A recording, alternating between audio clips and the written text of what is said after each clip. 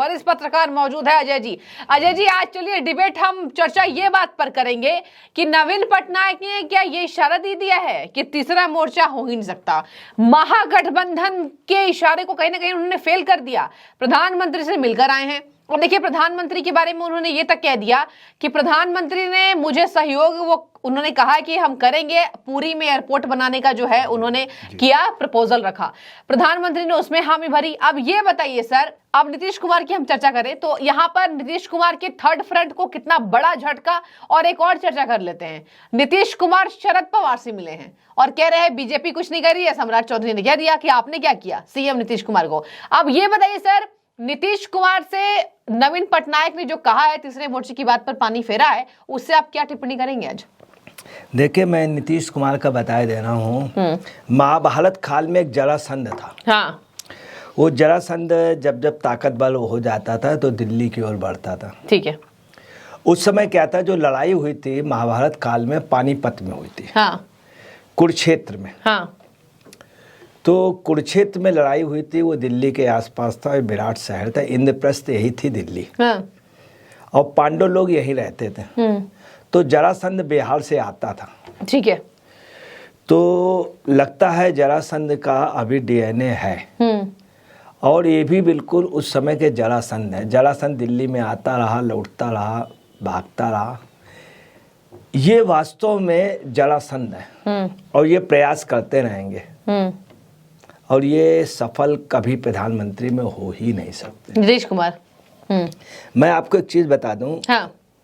दुनिया का जो सबसे अच्छा नाटक लिखा गया है वो अभिज्ञान शाकुंतलम है। हाँ।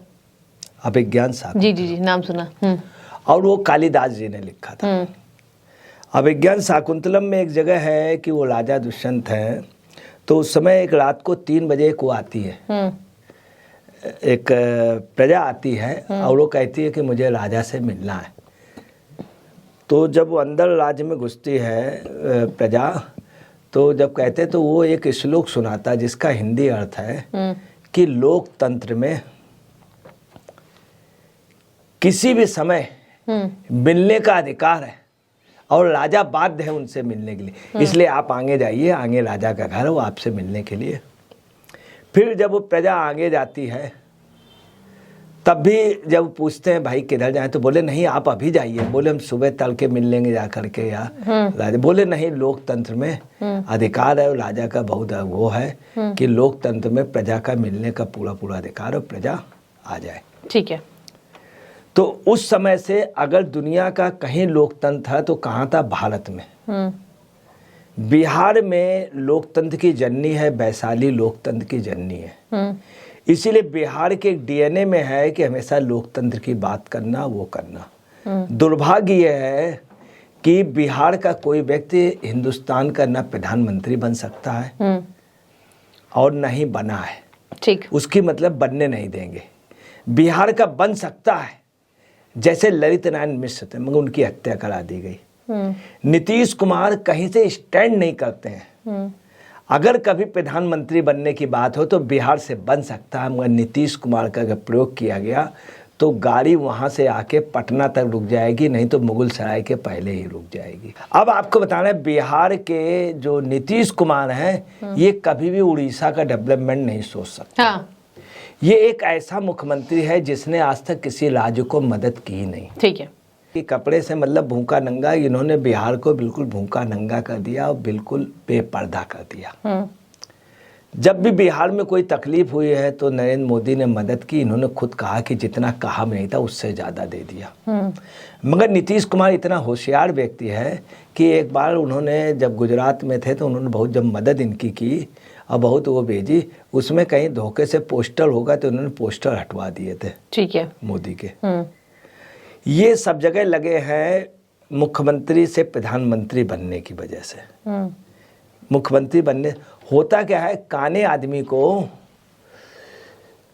अगर बूढ़ा काना आदमी है तो उसको 1 मील की जगह वो सोचता है कि हमको 2 मील दिखाई दे रहा, क्योंकि उसको इतना अनुभव होता है कि उस स्टेशन के आगे वो तो कहता हमको वहां तक दिखाई दे रहा। मगर मोदी जो इनकी नीतीश कुमार है दूसरी पोजीशन, नीतीश को 2000 किलोमीटर तक दिखलाई दे रहा है।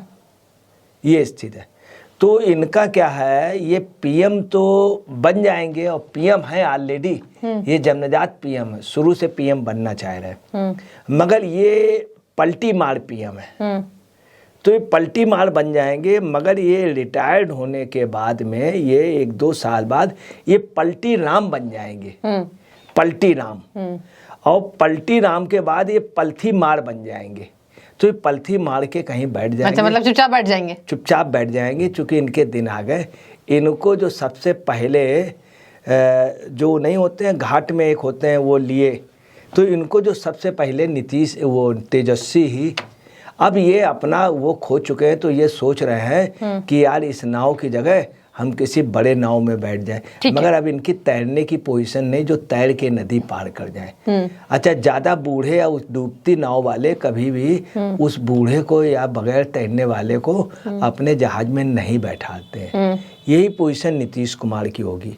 इनका क्या है, इनके लिए सबसे ज्यादा ये सुबह एक वो बनाते हैं और शाम को ढह जाता है। 24 घंटे नहीं होते हैं कि इनका बनाया वो महल, तो ताश के पत्तों पे बनाया हुआ महल तो टिक सकता है, मगर बालू के ढेर से बनाया हुआ महल जो है, आदमी चला जाता है और ढेर आगे बढ़ जाता है। जैसे राजस्थान में नहीं है, एक मारीच का पानी दिखता है, कहीं कहीं बालू का ढेर इधर है फिर आगे दिखता है। यही पोजीशन इनकी है कि बालू की ढेर की ओर बढ़ते रहेंगे, मारीचका की ओर।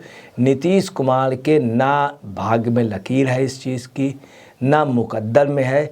नीतीश कुमार को कभी भी प्राइम मिनिस्टर बनने के लिए लालू और राबड़ी भी नहीं बनने देंगी। अच्छा, नवीन पटनायक ने इनके 24 घंटे में नहीं हुए, इनको जवाब दे दिया, मिल करके आए, बड़े उससे मिले, फोटो खिंचाई, बड़ा खर्चा किया। 24 घंटे में उन्होंने कह दिया कि कोई तीसरे फ्रेंड का सवाल ही नहीं। मोदी के पास गए, सब नवीन पटनायक बता भी आया, ऐसे आया, मिल गया, जबरदस्ती मुझे फ़ोन करता रहा, जबरदस्ती मेरे ऊपर दबाव। अब खुद आदमी आ रहा तो हमारी मजबूरी है, वहाँ सब मजबूरी क्या करें, खुद ही आकर के सीना लगाए दे रहा, चिपटा जा रहा, तो मना भी नहीं कर सकते। उन्होंने सब एक एक चीज़ बता दी। मगर मैं आपको फिर बता रहा हूँ, नीतीश कुमार जो है वो कांग्रेस को एक्चुअली में मेन नेता नहीं बनना देने चाहते राहुल को, इसलिए नीतीश कुमार, मैं आपको बता रहा हूँ, नीतीश और मोदी की पोजीशन, जिस दिन मोदी कहेंगे कहाँ हो नीतीश आ जाओ, तहाँ ये दोनों लोग आ जाएंगे। मैं आपको बता रहा हूँ, मोदी और नीतीश में एक ही सिक्के के दोनों पहलू हैं, रहेंगे साथ साथ, मगर एक दूसरे को देख नहीं सकते हैं। अगर इधर की रही चित भी इनकी, पट भी इनकी। अगर चित रही तो मोदी की और पट रही तो उनकी रही। मैं आपको बता रहा हूँ कि जिस समय अडवाणी की जगह मोदी बनाए गए हैं भाजपा के नेता, तो नीतीश कुमार ने समर्थन वापस ले लिया। उससे क्या हुआ, नीतीश कुमार से समर्थन वापस लेने से क्या हुआ, मुस्लिम वोट और गैर बीजेपी का वोट उनकी ओर जुड़ गया और बीजेपी वाला वोट इनके साथ आ गया, तो मोदी स्वीप कर गए। ठीक है, अगर नीतीश कुमार कहीं साथ रहते तो मोदी स्वीप पे प्राइम मिनिस्टर ना बन पाते। ये आपस की होती, विपक्ष में एक आदमी अपना भेज दो, जैसे इंदिरा जी करती थी। मेरा अंदाज है ये मोदी जिस दिन मुर्गे बन जाएंगे उस दिन मोदी के साथ होते हैं। अच्छा, ठीक है। तो सर ये भी बताइए कि देखिए यहाँ पर सम्राट चौधरी भी लगातार निशाना साध रहे हैं, कह रहे हैं कि नीतीश कुमार उधर बोल रहे हैं कि अब पूरी पार्टी अपोजिशन इसलिए एक हो रही है कि BJP is doing incorrect things, मतलब बीजेपी गलत काम कर रही है जो नहीं होना चाहिए।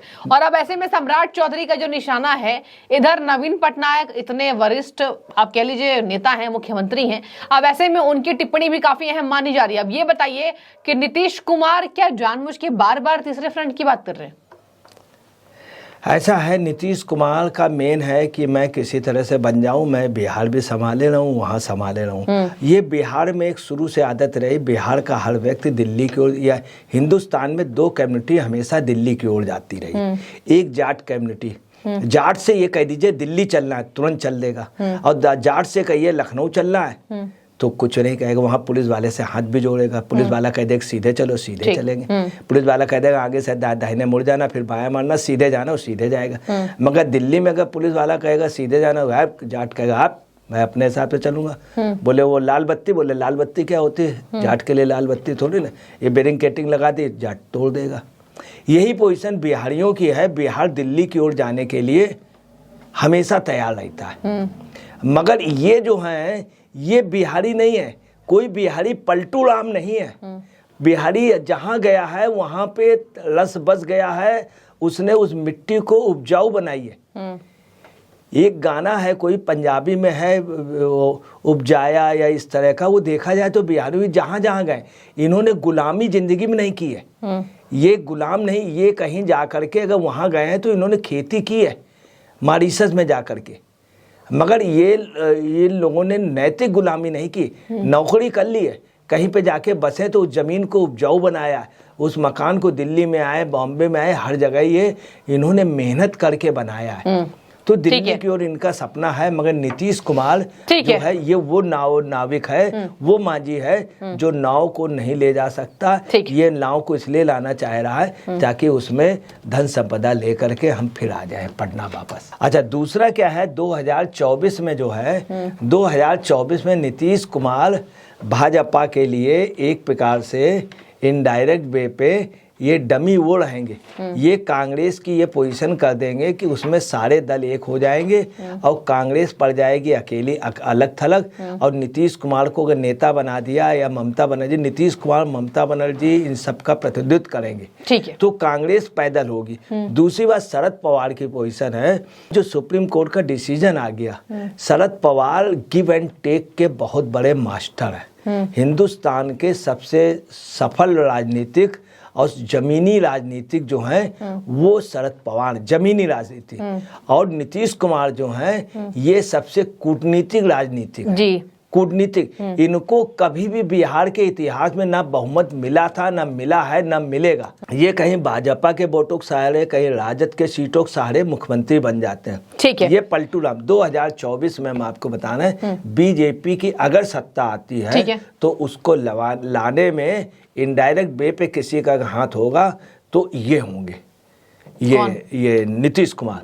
क्योंकि नीतीश कुमार जो वहाँ पे हैं उनके मैच में उधर से कैरी फॉरवर्ड खेलना है हाफ पिच तक, तो उनका ये हाफ फील्ड तक खेलना है। वो क्या करेंगे कि उधर अपोजिट साइड के उसको बाल को आने देंगे और डी तक एंट्री करा देंगे, फिर अपने किनारे हो जाएंगे और गोल हो जाएगा। ठीक है, तो देखिए यहाँ पर लगातार ये कहा जा रहा था कि कहीं ना कहीं नवीन पटनायक से नीतीश कुमार भी मिल चुके और उसके बाद प्रधानमंत्री भी मिल चुके, लेकिन यहाँ पर तीसरे मोर्चे की जो बात है वो धराशायी इसलिए होती है क्योंकि देखिए इतने सम्माननीय मुख्यमंत्री नवीन पटनायक ने कह दिया कि यह संभव नहीं है, और इसलिए कहा जा रहा है कि तीसरे मोर्चे को बहुत तगड़ा झटका। हालांकि नीतीश कुमार यही दावे कर रहे हैं विपक्षी एकता को एकजुट करने के लिए हम आज इससे मिले हैं, कल कांग्रेस से मिलेंगे, लेकिन सर यहाँ लग रहा है कि ऐसी कोई जमीनी स्तर पर बात जो है वो कारगर साबित नहीं होगी। देखने वाली बात होगी। अब चुनाव तो वैसे भी नजदीक है, तो आप बने रहिए हमारे साथ, हम पल पल का अपडेट आपको देंगे। बहुत शुक्रिया आपका डिबेट में जुड़ने के लिए, जानकारी के लिए। और दर्शकों, आपकी जो भी राय, तीसरे मोर्चे को क्या लगता है, बिहार की सियासत पूरी तरीके से चरम सीमा पर गरमाई हुई दिखाई दे रही है, कमेंट में बताइए। बहुत शुक्रिया एसडीबी न्यूज से जुड़ने के लिए।